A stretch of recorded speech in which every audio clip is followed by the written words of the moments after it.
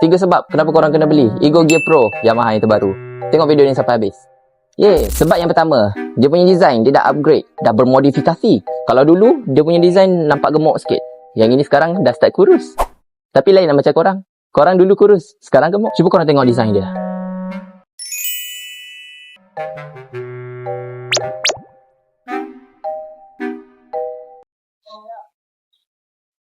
Sebab yang kedua, features yang dia bagi sangat-sangatlah canggih.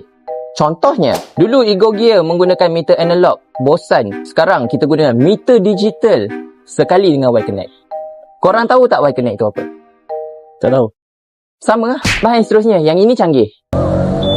Korang mesti tanya aku, apa function dia? Ini function dia. Mana motor aku Aku bawa R1 ke bawa Ego Gear Pro? Nampak function dia? Untuk tayar, kita dah guna tayar Maxxis. Nampak berjenama. Pakai apa?